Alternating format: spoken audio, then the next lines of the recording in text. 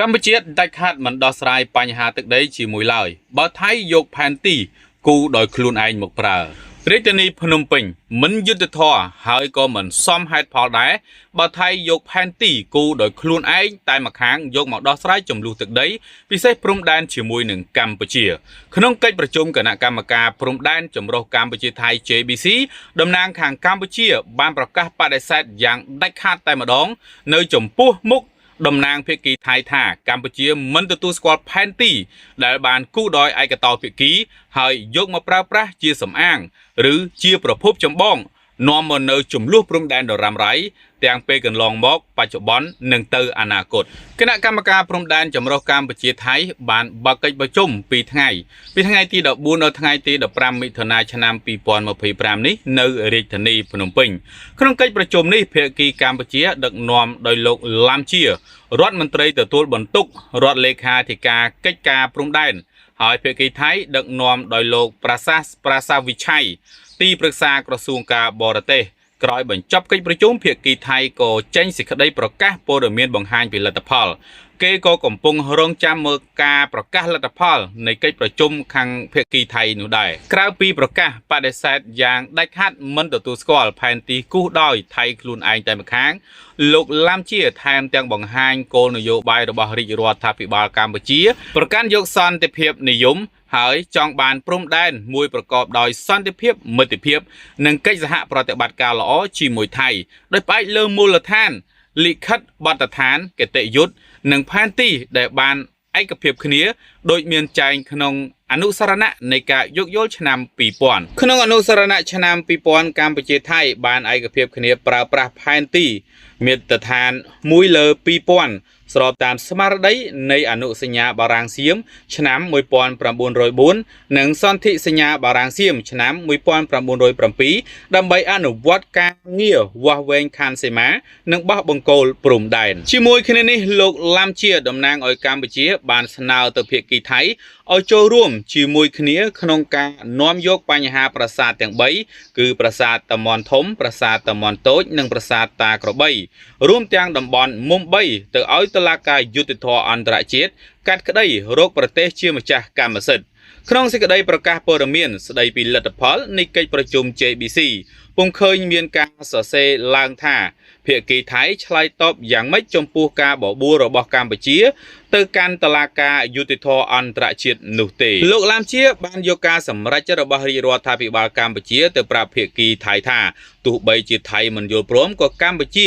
នៅតែយកបញ្ហាតំបន់4ខាងលើទៅឲ្យតុលាការអន្តរជាតិយុត្តិធម៌ដើម្បីជួយដោះស្រាយដែរការពិតគឺបែបនេះមែននៅថ្ងៃទី15ខែមិថុនាមន្ត្រីកម្ពុជាបានចាក់ចេញពីប្រទេសយកលិខិតផ្លូវការទៅឲ្យស្ថានទូតកម្ពុជានៅប្រទេសបែលហ្សិកហើយនៅថ្ងៃទី16មិថុនាមន្ត្រីស្ថានទូតកម្ពុជានឹងយកលិខិតផ្លូវការនេះទៅជូនតុលាការអន្តរជាតិក្នុងទីក្រុងឡាអេប្រទេសហូឡង់ដើម្បីឲ្យជួយកាត់ក្តីលើបញ្ហាតំបន់ទាំង4នេះចាប់ពីពេលនេះតទៅតំបន់ទាំង4នេះលែងជាប្រធានបទដែលកម្ពុជាត្រូវលើកយកមកពិភាក្សានិងដោះស្រាយជាមួយថៃផ្ទាល់ទៀតហើយនេះជាការសម្រេចចិត្តរបស់រាជរដ្ឋាភិបាលកម្ពុជាដែលលោកឡាំជាលើកយកទៅប្រាប់ភាគីថៃទោះជាយ៉ាងណាលោកឡាំជាប្រាប់ភាគីថៃថាក្រៅពីតំបន់ទាំង4នេះកម្ពុជានៅតែប្រកាន់ជំហរនិងសុឆន្ទៈក្នុងការបន្តសហការជាមួយភាគីថៃ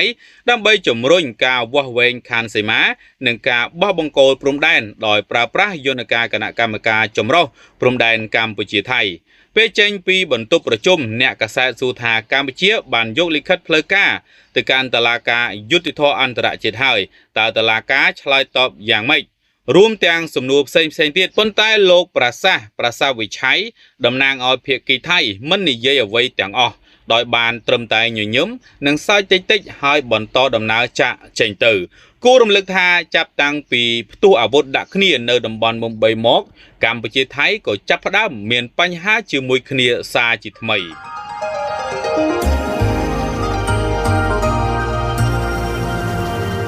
ថៃចាប់ផ្ដើមបង្ក្រាបលើពលករនិងជនបរទេសដែលលួចការងារពលរដ្ឋខ្លួនធ្វើពេលនេះប្រទេសថៃបានបើកប្រតិបត្តិការបង្ក្រាបជាថ្មីទៀតលើពលករឬជនបរទេសរូបណា ដែលកំពុងធ្វើការងារដែលថៃទុកសម្រាប់តែប្រជាពលរដ្ឋរបស់ខ្លួនធ្វើប៉ុណ្ណោះតាមការចុះផ្សាយរបស់ Bangkok Post នៅថ្ងៃច័ន្ទទី 16 ខែមិថុនាឆ្នាំ 2025 ការបង្ក្រាបនេះត្រូវបានបញ្ជាដោយរដ្ឋមន្ត្រីក្រសួងការងារ Phipam Ratchakitprakarn ប្រាខាន់ដែលបង្គាប់ឲ្យភ្នាក់ងារនានាត្រូវតែសហការគ្នាដើម្បីការពារឲ្យបាននៅការងារដែលទុកឲ្យពលរដ្ឋថៃធ្វើជុំវិញបញ្ហានេះអ្នកនាំពាក្យក្រសួងលោកភូមិផាំម៉ាន់ច័ន្ទបានបញ្ជាក់ថាក្រសួងនឹងធ្វើការជាមួយប៉ូលីសនិងមន្ត្រីការងារដើម្បីស្វែងរកផាកពិន័យនិងធ្វើមាតុភូមិនិវត្តន៍ពលករខុសច្បាប់ការបង្ក្រាបនេះធ្វើឡើងបន្ទាប់ពីក្រសួងចាប់ខ្លួនមនុស្សជាង 4,400 នាក់ដោយសារល្មើសច្បាប់ក្នុងរយៈពេល 9 ខែមកនេះចាប់ពីថ្ងៃទី 1 ខែតុលាឆ្នាំ 2024 ដល់ថ្ងៃទី 13 ខែមិថុនាឆ្នាំ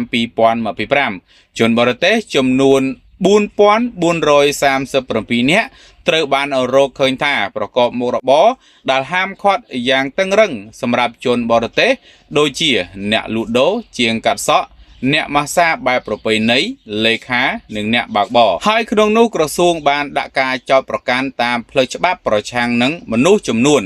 417 នាក់សូមជម្រាបថាមានការងារចំនួន